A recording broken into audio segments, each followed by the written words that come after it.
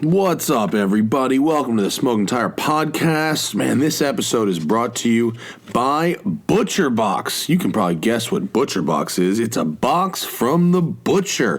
ButcherBox is a meat delivery subscription that gives me time for what matters most, cooking and eating meat and not shopping for it. That's right. Every month they send a box of the highest quality meat for better prices than the grocery store, which gives you more time to spend cooking and sharing delicious meals with family and friends and less time at the store. See, every month, ButcherBox ships a curated selection of high-quality meat right to my house. All the meat is free of antibiotics and added hormones, and every single box has 9 to 11 pounds of meat, which is enough for 24 individual meals. This month, I've got ribeyes, I've got rib tips, I've got filet mignons, I've got some ground beef, I got chicken, and I got some salmon. It's all going down this month. The end of January and February is going to be fire, and they have their own box set up if you want to choose one of theirs, or you can customize it however you want. I got a special deal for you right now. Here you go. You get 2 pounds of salmon absolutely free, plus $20 off your first box if you go to butcherbox.com/tire. That's TIRE, or use promo code TIRE at checkout. Butcherbox.com/tire or code TIRE at checkout, and that will get you 2 pounds of salmon free plus $20 off your first box. These meats are delicious, folks. I've had them before, so this is not my first go-around. I know these things are tasty, and I'm going to start making these things on the daily, so watch my Instagram, butcherbox.com/tire. Delicious meats, folks. They come to you. Also, how about Crown & Caliber? We've been with Crown & Caliber for almost 3 years now, and really, guys, they are the best place to buy a secondhand luxury watch on the internet, whether it's Rolex, Omega, Patek, AP, you pick your brand, Breitling, Cartier. Crown & Caliber's got them, except Grand Seiko. They don't carry Grand Seiko. That's a separate deal.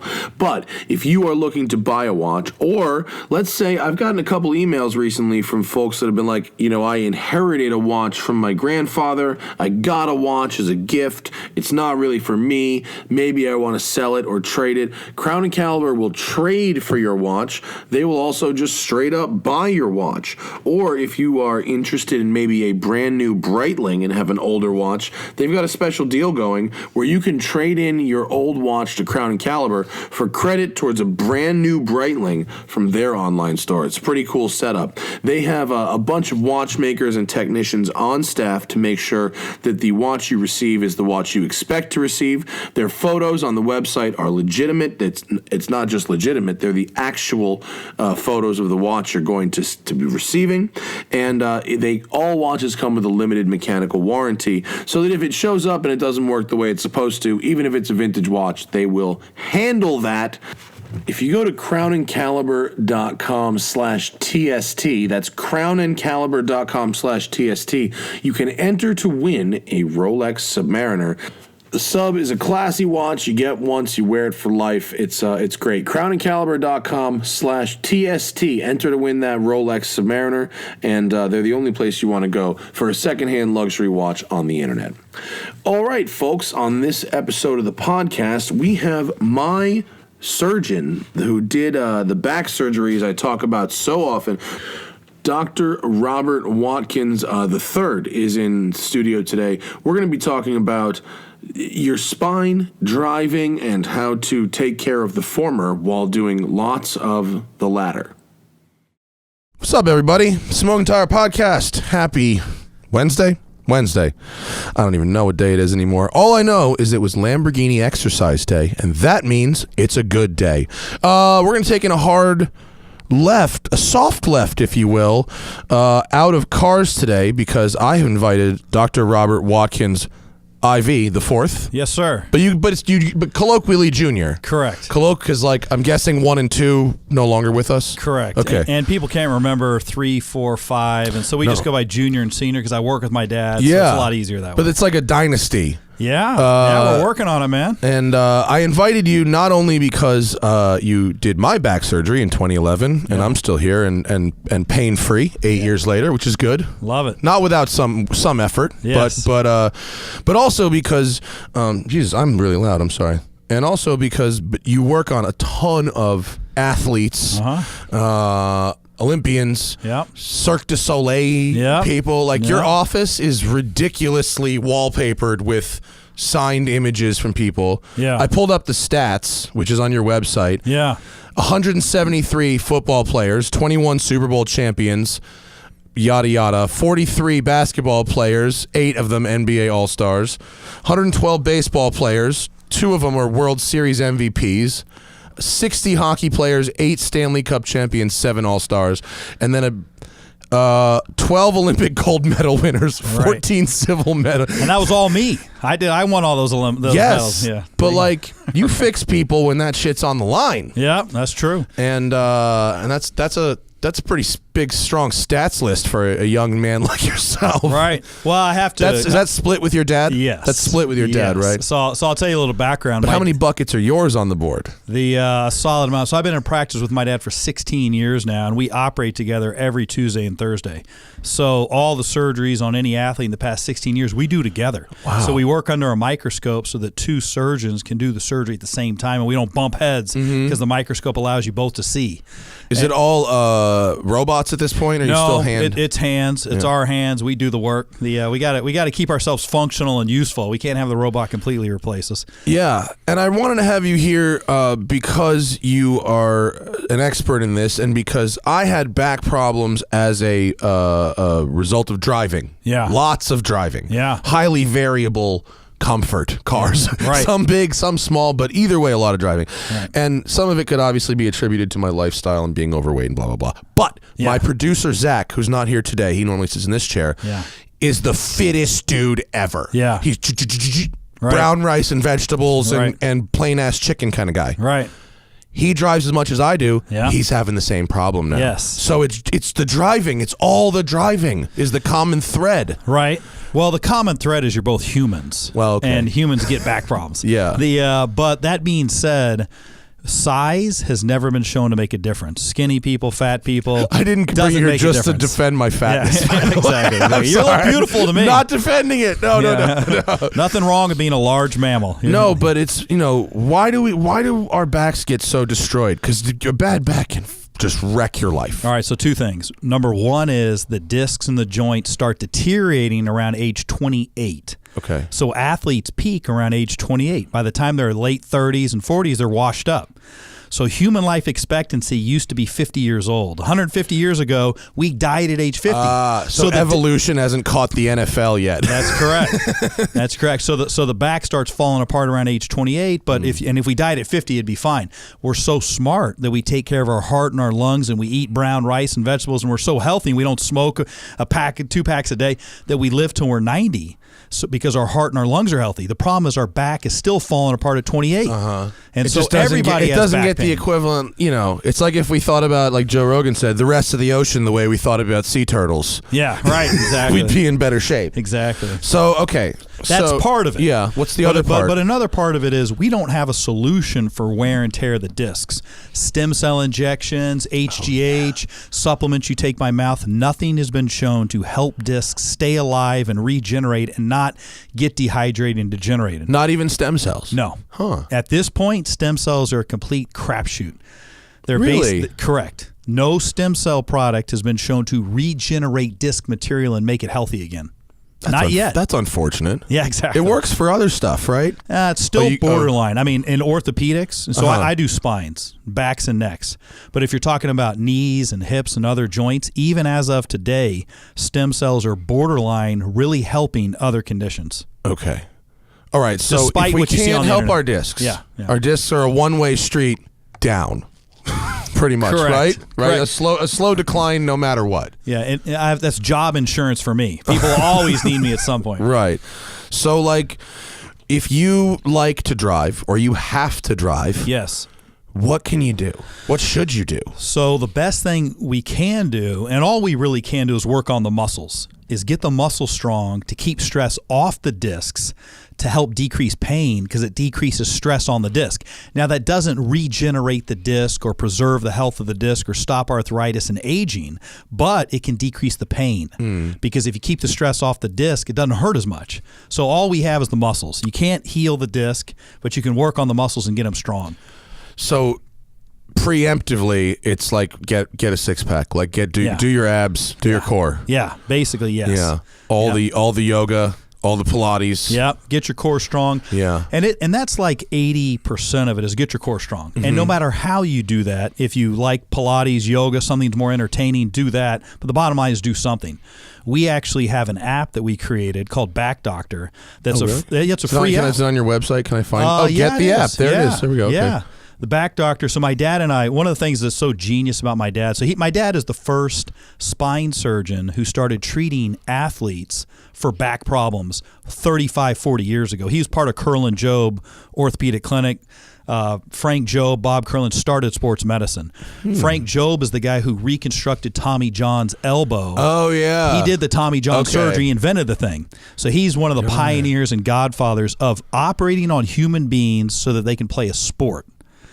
When he did that's got to be a relatively new thing in human history. They just let the gladiators die. Yeah, exactly. They just let them get eaten. I guess you break your leg, they just stab them and feed them to the lions or whatever. Yeah. So operating on a human being to play a sport 40 years ago was borderline inhumane, unethical treatment that other doctors objected to because the purpose of surgery was to save lives. Oh, and only to save lives. That's correct, not to play a sport. How did they feel about plastic surgery? I'm serious. In that case, same thing, right? Same thing. Yeah. Exactly. Yeah. Unless somebody's deformed and so you're facial reconstruction so they look normal. Yeah. But no, a little enhancement surgery. Yeah. No, that was unethical when it first came out. I had a doctor that threw in some cosmetic surgery. I got a deviated septum fixed when I was a kid. Yeah. And the doctor was like really flamboyant. He's like, while we're in there. Yeah, right. And my mother was like, take it, Matt. Touch it up. Yeah, my Jewish mother's like, don't turn down this for free. Right. I'm like, I feel weird. She's like, you'll thank me later. Yeah, nice. It looks good. It looks nice. Well done. I can't find in the timeline where it actually happened. He must have been nice and slick about it. Right, totally.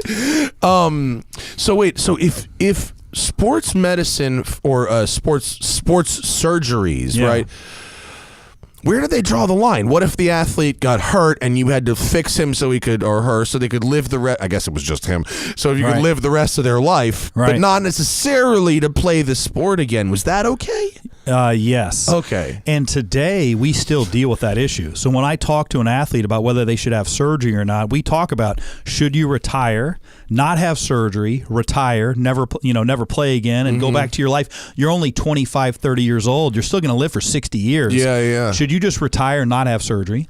Should you have surgery in order to play the sport? What's the risk in doing that? What's the chance you may have another issue? And is it worth doing it? And so we have that talk all the time with because every person who comes to me doesn't want to have surgery. They're scared. Nobody wants to have a surgery. Nobody wants to have spine surgery. I had the same surgery twice. I went through the same stupid bullshit both times where I should have just done it right away instead of 6 months of I'm scared. The PT might start working. Like, fuck that. Do it right away. Exactly. You wake up from the surgery, you go, right. Oh, well, that is just delightful to not have searing nerve pain. Right. Which you fell into the 90%, 85, 90% that wake up and feel great. But there's about 10% who don't get a lot of relief. The chance after surgery? That's correct. Oh, that'd be a bummer. And there's always a chance you could be worse. No way. Less than 5%. It's realistically maybe 2% that you could be worse with surgery, and that's why we don't operate on everybody. That's why we give it a couple months to see if it'll get better on its own. Oh, that would be such a bummer, having the surgery and having it be worse. That would suck. I mean, that's what keeps me up at night. That's what weighs on me for the rest of my life is I've got patients that I know and care about that are still in pain, and we can't always fix people. That sucks. Yeah. It requires, even after surgery, the maintenance is ongoing. I mean, it really is ongoing, especially I mean, not to make this about me, but like it's yeah. for someone like me who's a bigger person and who continues to do. I mean, you told me you told me in 2011, like, you know, if you keep doing this job at the level you're doing it, you might end up back here without a lot of work. Right. And I decided I wasn't going to end up back here, and I put in the work, and it's working out. Yeah. Okay, but I still am in PT every single week. Nice. For a variety of things. That's what it takes. And it's nothing. Forever is so fucking long. Yeah, exactly. Welcome to the world. Yeah. Welcome to being past the age of 40. Yeah. You know, I'm 47. When I turned 40, I started having some neck issues and shoulder issues. I've dislocated my shoulder snowboarding, had shoulder surgery, hurt my neck trying to do triathlons and surfing and stuff like that. And it was a revelation that we know what you can do to live your life and not have pain, but it takes work. You got to set up your lifestyle. How are you going to get some cardiovascular exercise in 3 to 5 days a week? When are you going to do your core exercises? Get proper sleep. Meditate 3 to 5 times a week, so some form of relaxation. Eat healthy. Eat some type of paleo diet or whatever it takes. It takes work. I bet any one of those things to a lot of people sounds terrible, even just individually. Yeah, you know what I mean. And one of those things. And I've done a few of those. I've done a couple on the list. I feel okay, but like that's so intimidating. You know what I mean? Yeah. That's like you need to change your lifestyle right now, forever. How about here's a question. Right. But you know what? Let me say one thing. Yeah, go ahead. It's also empowering. I mean, to me, you can just live your life and do whatever you want to do and hope that you don't end up in agony. But the reality is, if you want to live past the age of 40 and 50 and not end up in pain, well, it takes work, and at least we know what to do. Yeah. So I do all that stuff, and is that what the app is about? The app's got it all on there. So the app actually is free. We've had 50,000 downloads of it, and we give it away for free. It's got our whole rehab program on it. The same one we treat all the athletes with is right on it. We've got a relaxation download that we recorded with some Scottish guys in Edinburgh. This great Scottish voice to put you to sleep, and it's been great. I mean, and I've had one of the funnest parts about it is that the stories I get from people I've never even met. People send me an email and say, I used your app. Thank you so much for sharing this with us. It's really cool. That's nice. And the power of the technology is awesome. It's like the podcast. I got my podcast station. I record these podcasts of what you can do to avoid surgery, and people listen to them. I don't even know them. And they listen to them. They use the app. It helps them. And the power of the technology is awesome. But it also helps us manage the athletes. So we operate on guys from all over the country and girls. But, you know, we take care of every team from all over the country and every sport. How do we manage their rehab after the surgery? We give them the app, and we tell them you got to go through this structured program, and when you've reached a level 2 or a level 3, that's when you can pitch, that's when you can throw, that's when you can lift weights, and it's our way to guide people back to their sport. What sport? I mean, go back to your stats. What sport produces the most injuries? NFL? Football. Yeah, NFL by a lot? Yeah, and I'm on the sideline for the Rams games. I'm the spine guy for the Rams. So between my dad and I, my dad is on the Rams for the is on the sideline for the USC football games. He goes down there twice a month, sees every student athlete with back problems, every sport, crew, volleyball, any USC athlete that gets hurt with their back, he sees them twice a month, is on the sideline. He also does the LA Kings and then I do the Rams. I'm on the sideline for the Rams. Gives the Dodgers. I go down there about once a homestand, check on guys. We do the Clippers and the Lakers, the LAFC, the Galaxy. Wow. So we do every sport. But football's the number one, and then baseball. I'm surprised at baseball over hockey, actually. Visually, I would expect hockey to be, just as a fan, more violent. But baseball's second to football in injured players here. Yeah, that's an excellent question, because hockey is a brutal sport. But you know what? You know what I think part of it is? Hockey players are so freaking tough. They don't even want to talk about pain. Oh. So they probably have more interest. They just don't broken? Yeah, I do. If you want to have good results as a spine surgeon, operate on hockey players, because they all go back to play. That's so funny. And if you ask how you doing, they all say, I'm good, doc. Can I play? Hilarious. Can I skate? Can I go back? And baseball players, it's such a grueling season. And taking care of the Dodgers and a lot of baseball players from all over the country, I've really gotten to appreciate what a physical and mental, demanding, grueling, emotional sport it is. Yeah. It's every night. Those guys play every night. Even one game doesn't seem like a big deal, but like 160 games is a lot of games. It's a grind. It really is. That's a lot of games. And so you can imagine, you've tweaked your back, right? Like you've been over to brush your teeth and your back kind of twinges and it hurts for a couple days. Well, they got to play. Yeah. They got to play that night, period. And the rotation involved in either throwing or pitching, hitting. yeah. I mean, imagine hitting. They coil up and then just spring with this explosiveness. That's a lot of stress on the discs in your back. You know what I don't see on your roster? I don't see a lot of racing drivers here. No, not for a while. I should have gone through our history to have some, but I remember back in the day, Kenny Bernstein. Oh yeah, he drag was racer, drag racing. Yeah, he was awesome.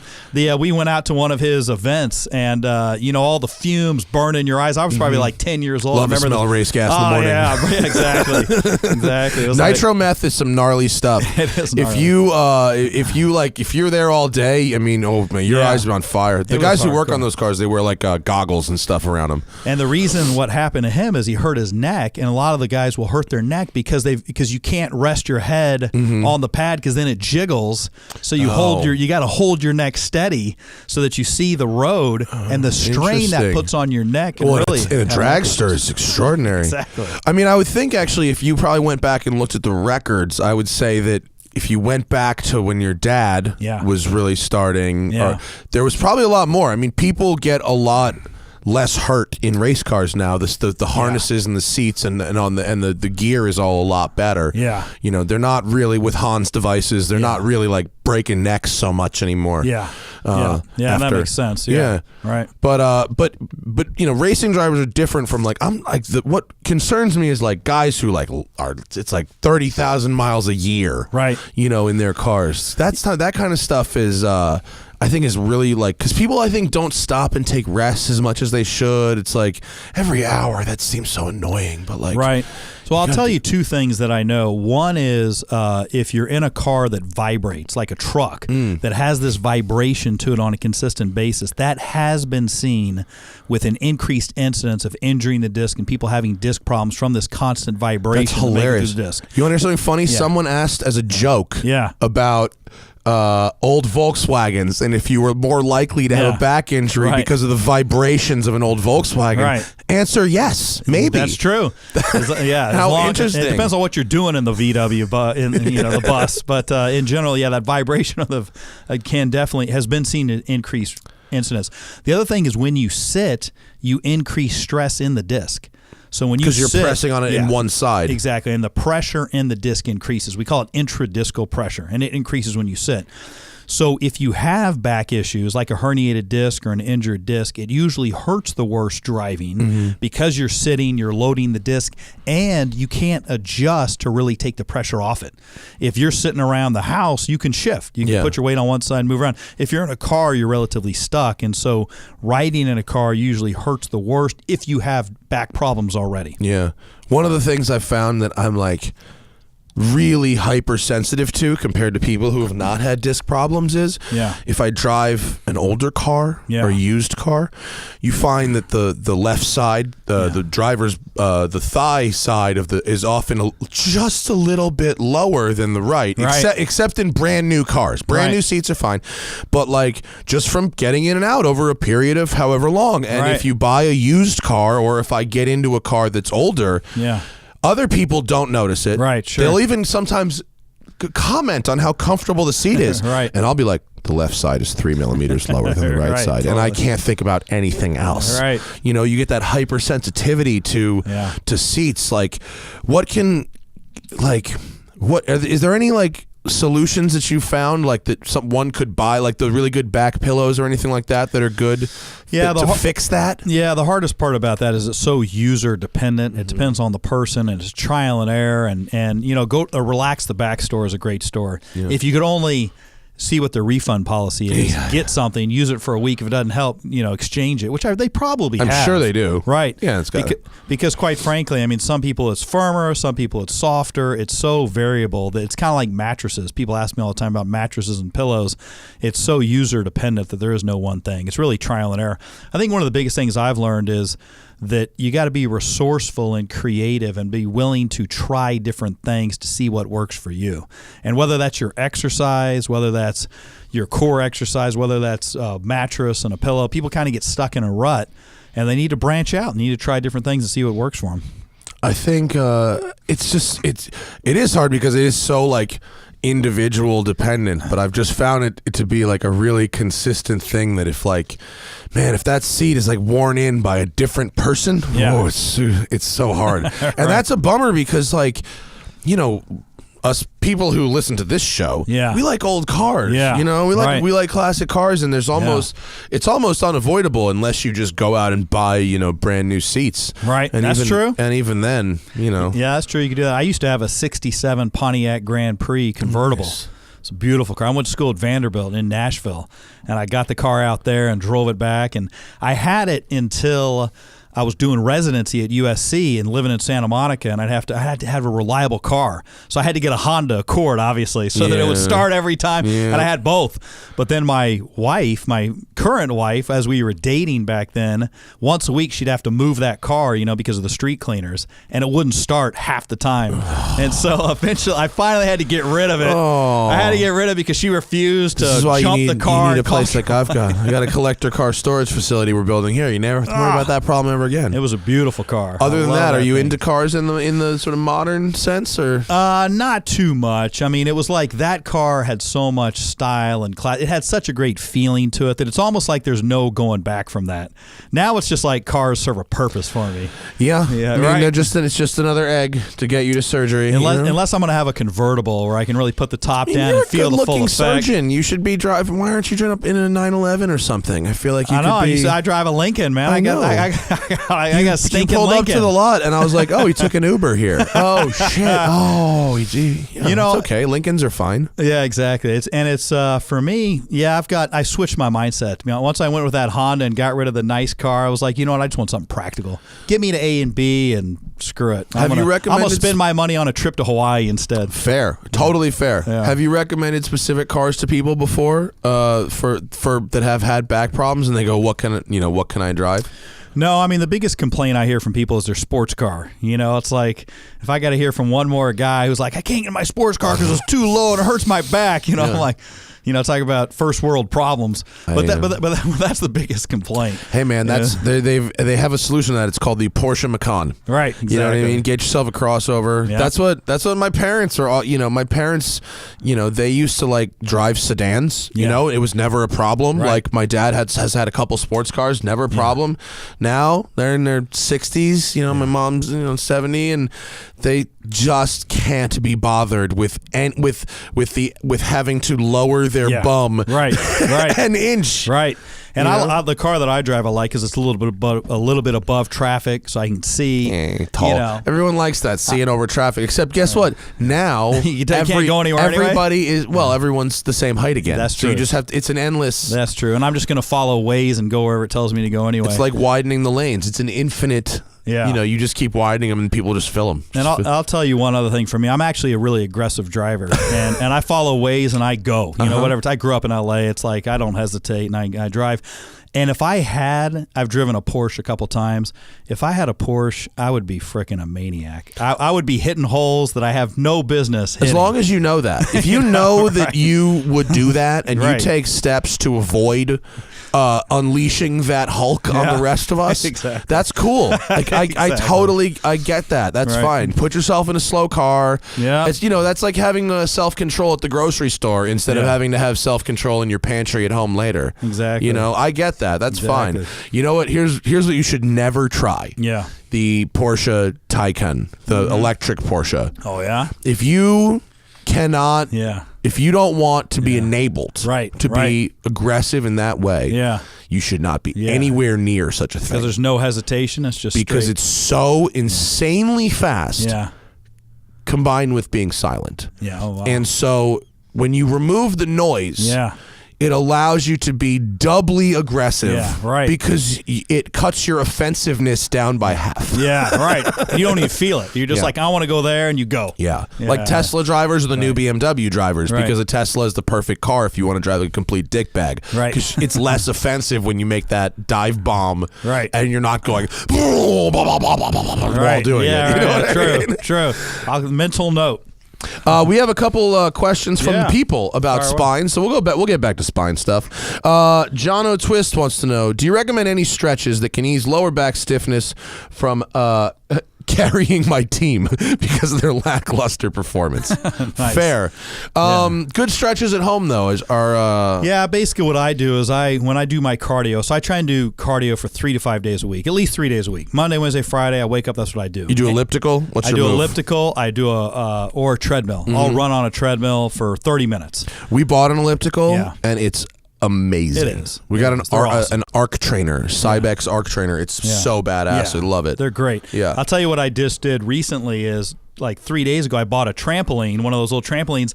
I put on some headphones, Pandora. I listened to Deadmau5, some house music. Like a mini guy, like a 3-foot guy? Yep. Okay. And I put on a YouTube video of a bunch of women jumping on a trampoline, and I did whatever they did. I got the best workout I've had in a long time. You have to be careful Googling those terms, though. You can end up in some places. Exactly.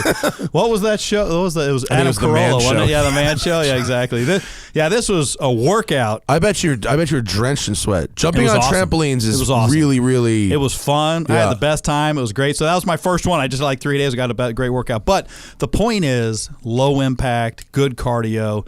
So the purpose of exercise is to get your heart rate up, break a sweat, release endorphins, feel better, get your energy up. It's not to lose weight. Once you turn 40, if you try and exercise to lose weight, if you try and eat pizza and drink beer and exercise twice as hard to lose weight, you'll hurt yourself with your exercise. Raising my hand over here. Yeah, exactly. I've done that. Me too. That's how I learned it. I've now done that twice. Me too. That's how I learned it. And so I realized that you got to cut your carbs. If you want to lose weight or maintain your weight, it's carbs, period. We all know that. It's bad carbs specifically. You got to cut your carbs. The purpose of your exercise to get your heart rate up, break a sweat, and feel better. So my exercise is not as hardcore as it used to be. I was doing triathlons and kept hurting myself and trying to drink beer and eat pizza and eat after my kids and do triathlons. I'll just slam some Monster and work out twice as hard. Well, I kept hurting myself. It seems kind of obvious. The when you look back. muscles will outlast the joints and and everything else. I got tendonitis in my ankle. It lasted a year and a half. I mean, a year and a half. I didn't even do anything. No, tendonitis is fucked up. It's horrible. That's a really, really bad one. It just doesn't go away. Exactly. And so my exercise is the cardio. So what I do is I do like 5 minutes of some cardio, get my heart rate up, and then I stretch. And I stretch my calves, I stretch my hamstrings, I stretch my piriformis, my hips. One of the keys with the back is you want to keep your hips flexible, because if your hips are tight, it'll put more stress on the back. So you keep your hips flexible and then tighten and then get your core strong. I do hip flexor stretches every single day. Exactly. That's actually, from the driving, affects my hip flexors by far the most. And that, especially if it's a little uneven, combined with the seat or combined with manual transmission. Right. You get an unevenness, which causes the side-to-side deal. Yeah, exactly. And then it's done. So we have some stretches on our app, that Back Doctor app, which is free. Download it. There's some stretches on there. We don't have pictures. I need to do a second version, make some videos of the stretches. All the videos are of the exercise, the core exercises, but the stretches are pretty basic. Stretch your piriformis, stretch your hips, stretch your hip flexors. Keep your hips loose so it puts less stress on the back. And so I warm up, then do the stretching, and then do my cardio for 30 minutes. Then I do my core stabilization. And the other simple stretch is when I operate, my back can tighten up. So people see me laying on the floor of the surgeon's lounge, simply taking your leg and putting it over your, twisting over. The side to side, yeah, exactly. Side to side's a good one. Great, it helps relax things, or doing the yoga pose where you pull your knees up to your chest, where you're kind of stretching your back out. That's another good one. The best exercise I actually like, it's called a standing dead bug. On our app, it's under the neck program. The neck exercise is the standing dead bug. You do it up against a wall. And the greatest thing is you don't need weights, you don't need a green ball, you don't have to lay on the ground. Is it this guy here? Is that the graphic? Does that look right? No. Dead bug? No? That's the laying dead bug. I like the standing dead bug. Okay, hang on. Standing. I'm looking for a graphic, but struggling. I know. I made it up. Oh, you made it up? I just made up the name. Is it that guy? Michael. That guy up against the wall is pretty close. That's pretty close. Okay, all right. Yeah, that's pretty close. This guy's doing it. All right. Yeah. That's pretty close. He's up against a wall. He's tightening his core. He's moving his arms. I don't pick my legs up. I keep my legs on, but that's basically it. Oh, so this guy's standing against the wall. His arms are kind of straight out / up a little bit, and he's got one knee lifted up, and he's holding like a little kettlebell with his toe with that knee that's lifted. So it's called a dead bug or a dying bug, because when bugs are on their back, they're moving their arms and legs like they're dying, right? Yeah. And so you do that on the ground is the number one exercise. But the great thing I love about this one, you do it up against a wall, so you can do it throughout the day. So anybody with a sitting job, or if you're driving a car, every hour, pull over, knock out 10 of them, 10, 20 reps. It takes you a minute. You can lean up against that 55-mile-an-hour sign. Good news, it also looks sexy. You can do a photo shoot while you're doing it. And the great thing about it is it wakes the muscles up. So it gets the muscles woken up. It gets the blood flowing to the muscles, and you can do it throughout the day. Because the worst mistake a lot of people make is they do their exercises 3 days a week, and then the other 10 hours a day, they're sitting around doing nothing. Well, it's better if you can do something throughout the day to wake the muscles up continually throughout the day, because it also reminds you when you're sitting to sit with better posture. So if you're doing your exercise throughout the day, you're more likely to do those verbal cues and sit up straight. Here I am slumped over as I'm talking. No, you know what? I'm doing it too. Our new studio we're building, we're going to be in there in 2 months. We got these new cool chairs that Joe Rogan has called the Capisco chairs, which are like perfect posture. Nice. Like podcasting chairs. Right. We're getting them, I swear. We got new chairs coming. This is a good chair. It's probably a pretty good sport. And one of the big things is the variety. So sit, adjustable desk where you can stand occasionally. What's your stance on like standing desk versus like sitting on a ball? I've seen that move, the sit on the exercise ball. Ideal situation is have variety. The human body does not like stagnation. And part of it is you got to picture what should we be like in nature. If we were out walking the plains and hunting animals and picking berries and stuff like that, we are moving on a pretty consistent basis. Every once in a while we take a nap, like cats and dogs and animals, right? They take 2 to 3 naps a day. Yeah. We should take a 15 to 20 minute break a day and take a breather and let our mind go. But also you want to move on a continual basis, not get stuck in one position. So with your work, if it's a standing adjustable desk where you can change it up, if you have a ball that you can use a ball, but you can't sit on a ball for too long because you have to fire your muscles so much that generally they're going to fatigue and you're going to get tired. So the key is the variety. If somehow, does that count as doing core if you sit on a ball? It does. They're firing. No, you got to fire your muscles to balance on the ball. I want to try that one. Maybe I'll bring a ball over here for next podcast. Exactly. But usually after like 15 to 20 minutes, you're starting to get tired. And then you're going to slump over and do bad things. And so not many people can last 8 hours. Yeah, the trade-off is posture, right? Right. Yeah. Right. That's a good one, though. I think that I'm going to do the dead bug. Let's see. Trent says, advice for competitive gymnasts / martial artists. I want to save my knees and I don't want to live on glucosamine. Well, I mean, honestly, glucosamine is so benign. I would take glucosamine and take it or don't take it. It's never been shown to make a difference. See, part of the thing about supplements like stem cell injections, glucosamine, all these supplements people take, it assumes your body does not have enough of that product in it as much as it needs. But if it does, I think you don't need it. See, I think that is a false assumption that our body does not have what it needs to take care of itself right now. So if I took some supplements once in conjunction with workout, and I took them from a reputable place. Yep. And I did see results. I did feel good. I did lose more weight than I would have. I did have positive results. That's a good point. Yeah. And there's a gray zone there where are you still taking them? You know what? I stopped, but I have no good reason for stopping. I literally ran out, didn't order them. That's how dumb I am. So I'll tell you, exactly. It worked great, and I stopped doing it for no reason. I swear, Hanny, I'm sorry. Hanny I just got bored, and I forgot. I'm sorry, dude.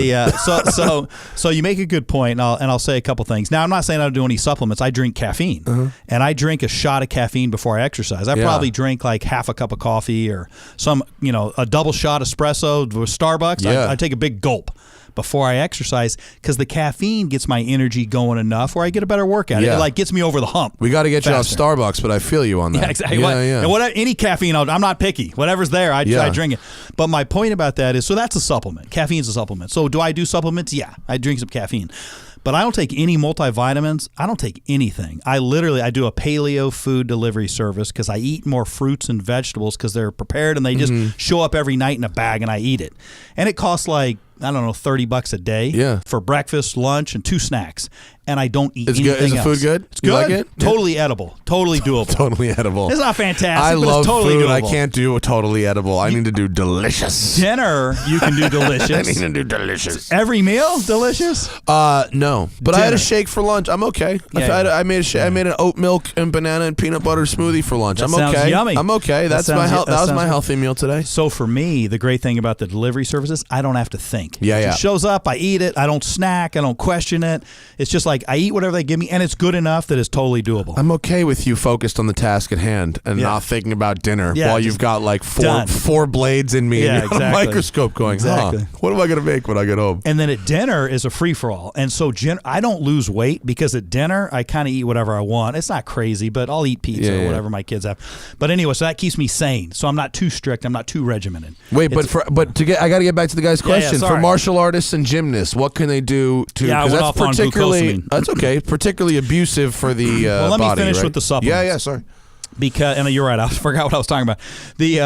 So as far as supplements go, glucosamine, I don't think it makes any difference. And no study has been shown that it makes a significant difference because your body has enough glucosamine in it for what it needs. Okay. So if glucosamine helps him, whether that's a placebo effect or maybe his body chemistry needs a little extra glucosamine. Are there some people who need extra maybe, glucosamine? but that's not proven. Okay. But maybe.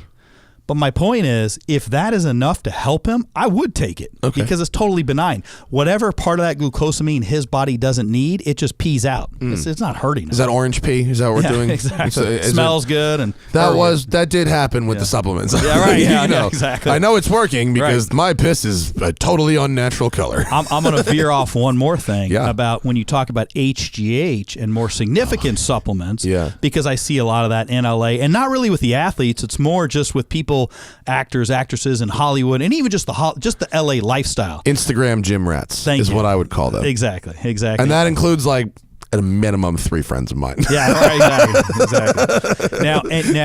And so Non-competitive athletes. right, exactly. But they look good.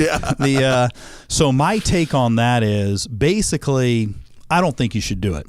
Because, and the number one question is, when are you going to stop? Like you mentioned, you took supplements, you felt better, and you were working on you, and you. But And it's then like I forgot.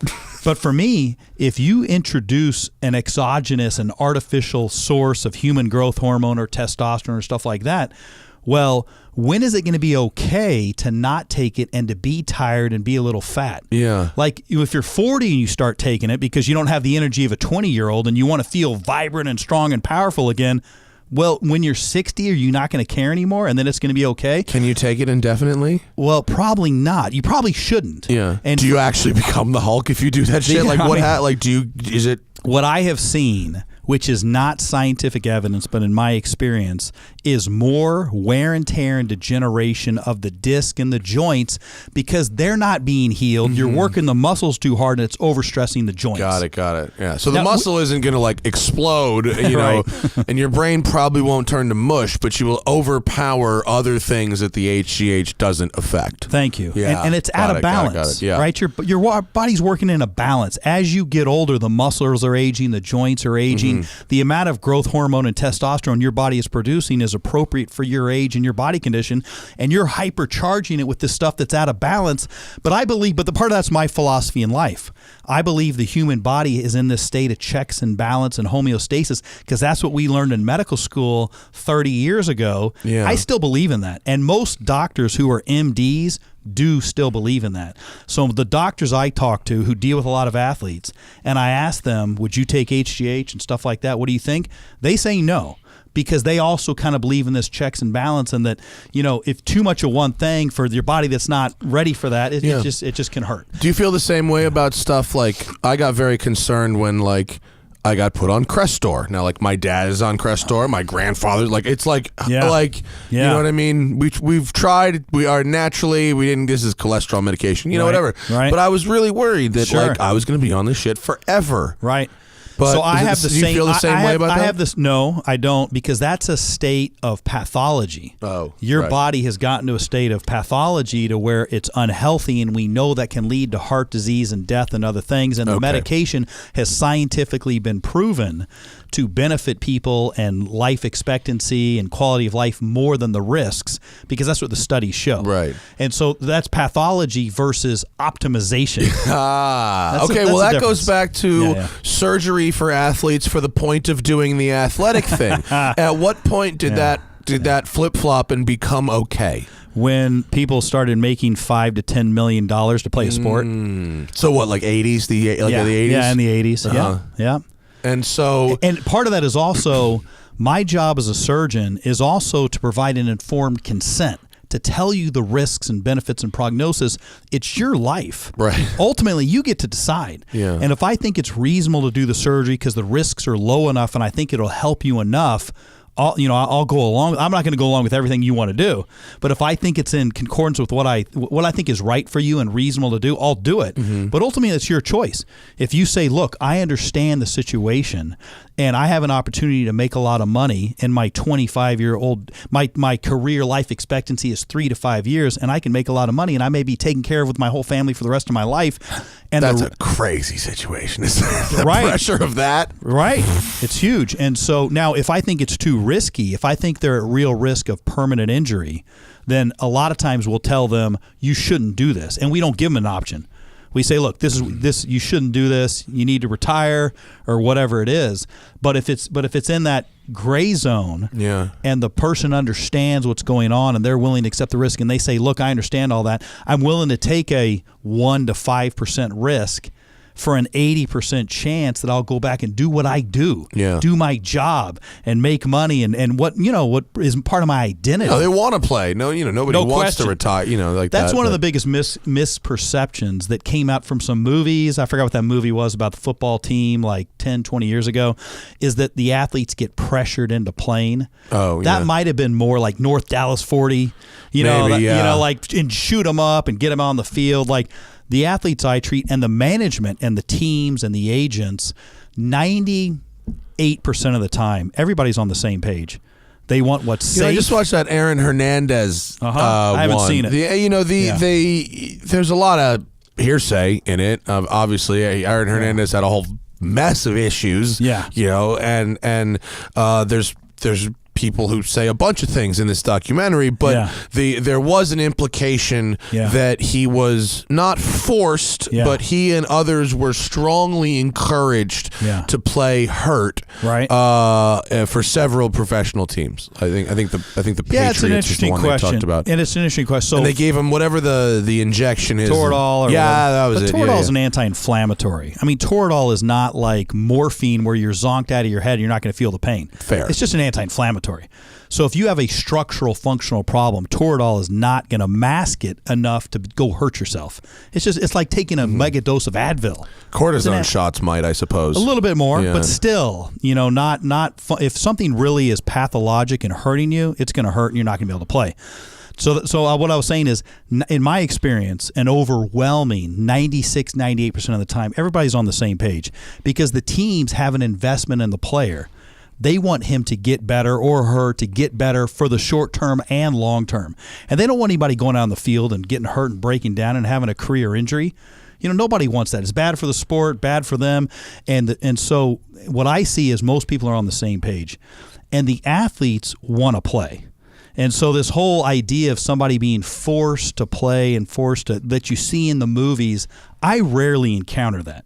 And maybe I'm a little bit removed to the degree that I'm the spine consultant. Mm-hmm. If they've made it to you, there's probably a bigger issue. It is, and everybody's really on the same page, which has been make my job so much easier. It's not kind of what you see in the stories and in the movies and stuff like that, because that has more drama to act like everybody's.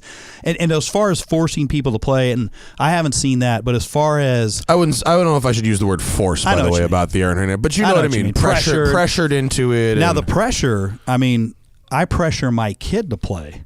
to some degree. You know, like my kid kind of has this injury and he's kind of moping around, and you know, I'm like, well, do you think you can play? I'll tell you one quick story. I used to coach my kids' flag football teams, and my kid really is a baller. He's out there fighting hard, and he goes down, and I think he's fine. Like, he just went down, and so I would have to go out on the field. And my initial thinking is, he's fine, let's get up, see if he can play. I would have to act like I was overly concerned and stand there for a while so the other parents didn't think I was too much of a hard ass. Oh my and so I'd literally have to pause. He is okay, right? Yeah, he's fine. Yeah, he's fine. Like, I knew he was fine. Yeah, Just yeah. as a doctor, it's like, this kid didn't break his leg. Like, Yeah. you know, walk it off. If you can walk, you can probably play. You'll be fine. And that's true 99% of the time. Kids go 99% of the kids go down in like a JV league soccer thing. They're not hurt. Right. It's just like a little bump. You know, they bump knees or whatever, and once they can walk, they can play. And so my point is, I would have to like restrain myself and go, okay, let's act concerned. Let's act like this is a big deal. And should we get out the ice pack, you know, and drag him off the field and give him, let him recover. When in reality, usually he's fine. Yeah. And my point about that is just this pressure to play. Well, we put it on ourselves, and the athletes put it on themselves, and everything, because that's what they want to do. And also, most high-level athletes don't feel pain like the rest of us do. The biggest thing I see about treating hockey players and football players and different athletes is they're ready to play. Like, they don't feel pain the same way we do.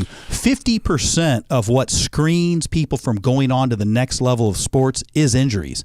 So the people who go on to professional sports don't have injuries, don't feel pain as bad as the rest of us do. Like, they didn't get hurt in college or whatever kind of thing? No, I mean, they got hurt. Their body recovered, healed, they had less pain, and they played through it because their body was able to. It's kind of like the Kobe Bryant, you know, rest in peace, obviously. But the Kobe Bryant factor was Kobe played through injuries and was driven, whether he felt less pain or he was just so focused with his Mamba mentality to power through it. It's probably a bit of both. But he was able, I mean, look, he tore his Achilles tendon and still shot 2 free throws afterwards. Oh, yeah, he did. I mean, that's crazy. Yeah, that's pretty crazy. Gnarly. Yeah, that's very gnarly. You and I would have been dragged off the court. No, we would have been crying. it'd be very bad. And so my point about that is athletes have a higher pain tolerance, and specifically football players, in my experience, they just don't feel pain like the rest of us. They have a higher pain tolerance. Does that come from like from I don't know. I saw a documentary about these guys who power lift, and it's like every 7 years the cells regenerate. And so the guy who's been powerlifting for 25 years versus the guy who's only been powerlifting for 6 or 7 years, even if the younger one is bigger, the kind of old man strength of it, where all the cells are optimized for this, and he sort of wipes the floor with the younger guy. That's an interesting one. Whether he has, I don't know the answer to that. Yeah. My speculation would be, one, maybe it's his technique. He's been through so much. Number two is because he's lasted so long, he maybe have a higher pain tolerance and be better equipped to handle the injuries. Number two is it may just be that he's built up that density of muscle strength. And we know, like you said, old man strength. There's no question that as you get older, you are stronger in some way, even though the younger kid looks bigger. Yeah. I hope that lasts with my kids, and I can still dominate them.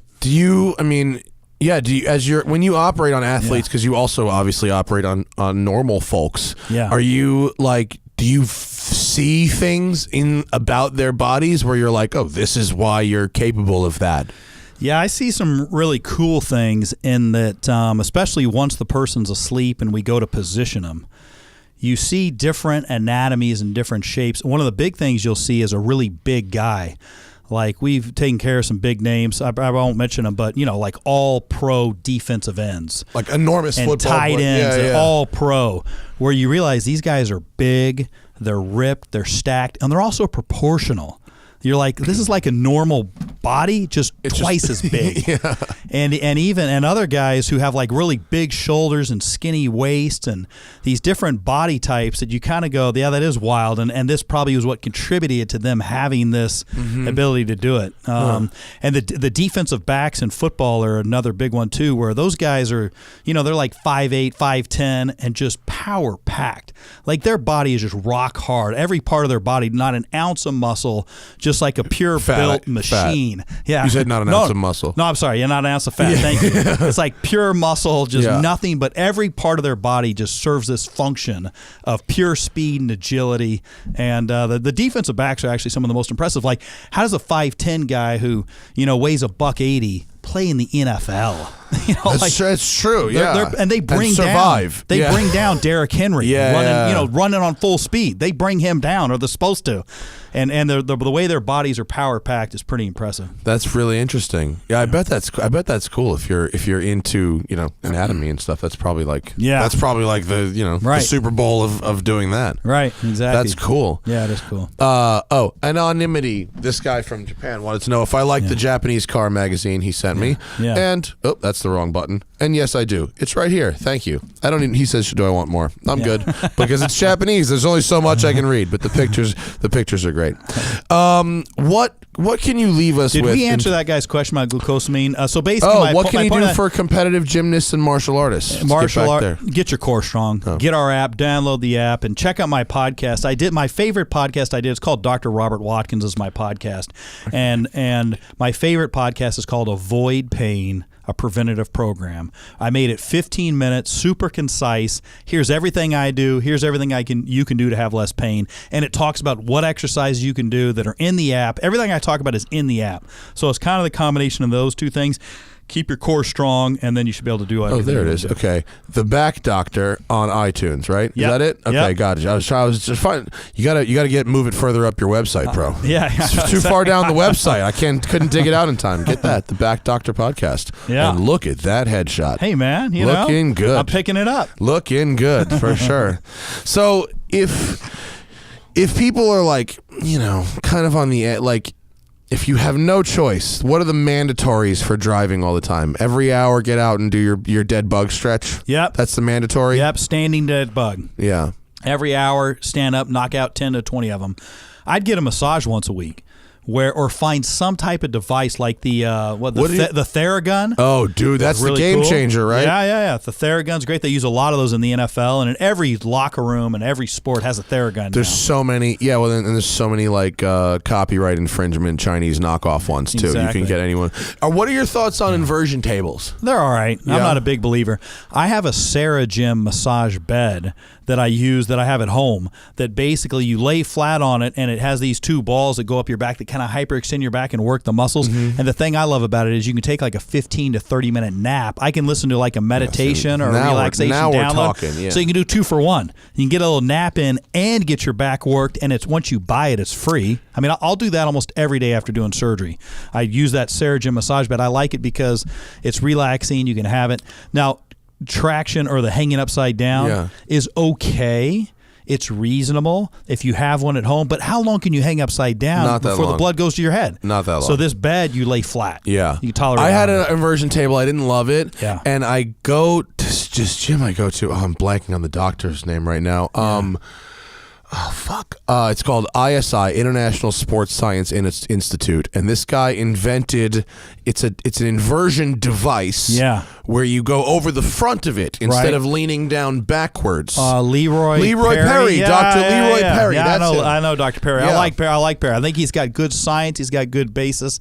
I use it when I'm over there. Yeah, it's all right. Yeah, I stretch out on it. Yeah. That's his device. Yeah, it seems reasonable. Yeah. It's safe. Stretches you out. Yeah. Dr. Perry's gym is hilarious. I work out there with my trainer sometimes. Yeah. And it's really funny because they've got the benefactors on the wall. Yeah. And it's like Sharon Stone, Liz Taylor, Lou Ferrigno. Yeah, It's all these super OGs. Like totally. Half of them are dead. It's like it's real OG. Exactly. But he invented that thing, I guess. He did. And I like the concept. It does take some stress away, but when you go back to normal life, gravity still exists. You basically go back to where you were. Yeah. So what are you going to do for the rest of your life? And basically it's get the muscle strong. And what can you do throughout the day? But so I equate inversion table, decompressive machine, acupuncture, massage, cortisone, epidural, facet injections in your back, stem cell injections, PRP. All that stuff is the same. It's to decrease some muscle tension and give you your body a break. So whatever you do that's reasonable and safe and doesn't cost you too much to get a break, to relax the muscles is good. Then reinforce better muscle firing. And that's where you got to do the exercises. Yeah. And so it's that combination. Relax the muscle tension and then reinforce better muscle firing by doing the exercises. I had PRP on one of my elbows. It was not bad. It worked. Yeah. It's a long tail. Was it tennis elbow? Yeah. Lateral elbow? Yeah. So PRP, from what I've gathered from the sports guys that care the teams with me, I'm asking this regularly, PRP works for elbows and knees. That's what I was told as well. One of them is white blood cell rich and one is poor.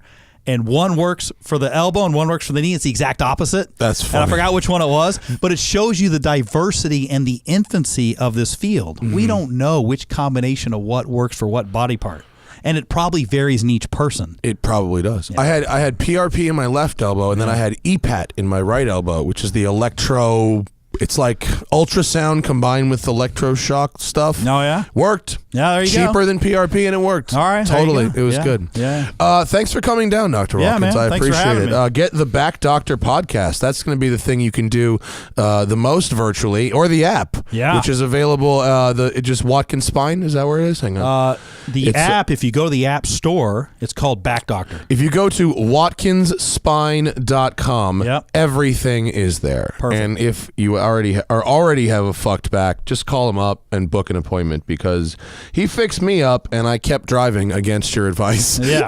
And Here you are. Yeah, I know. I'll say one other thing. My email actually is robertwatkinsmd@yahoo.com. All right. You guys have any questions, feel free to email me anytime. Yeah, you're a beast, and you're in Marina del Rey here in California, and it's you did a good job, because I haven't needed you until I asked you to come on this show. I love it. And you had to cut through my tattoo, and you even lined it back up, which is good. I was like, did he fuck it up? Yeah. No. Yes. Sometimes we close our eyes and get lucky. Yes. it was excellent. That's all. Nice. That is us. Do we have anything left on the thing? No. Light on the questions today. That's cool. Oh, last one before we get out of here. Thoughts on the foam roller?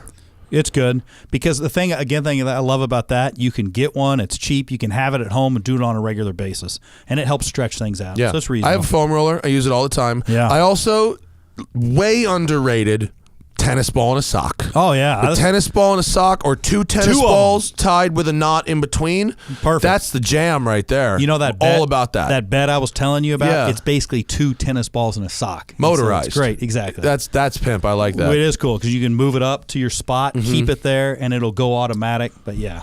And also, people, find a really good sports medicine massage guy or girl. Totally. I mean, not a resort massage therapist. No. A person that fixes shit. A person that will spend an hour on just one part of you. Yeah. And if you find a person like that, never ever lose their phone number. Exactly. I got one of those people, and and I'm like, here's the problem, and at the end of the hour, it's fixed. Yeah, it's great. They're worth their weight in gold. You know, just the idea that another human can release that tension in your body and help you is so awesome. And the difference between a resort massage and a proper sports, like a proper sports massage, should not be fun. No, you're right. Really hurt. And I've gotten so snooty about it. When we go to resorts, I don't get massages because I'm so picky, and there's a waste of money and time. I've got two people I use at home. You shouldn't. I mean, if you want to relax and smell the scented candles or whatever, go for it. But in general, no. Get a recommendation from a doctor. Yep, like exactly. That. Thanks, Doc. Cool. Good to see you. Yeah, you too. The Smoking Tire Podcast is, as always, powered by Shout Engine. Get your own podcast at shoutengine.com. It's easy. All you need is a microphone, a connection to the internet, and ideally, something to say. Get the app for Dr. Watkins at watkinsspine.com. Thanks, everybody. We'll see you later.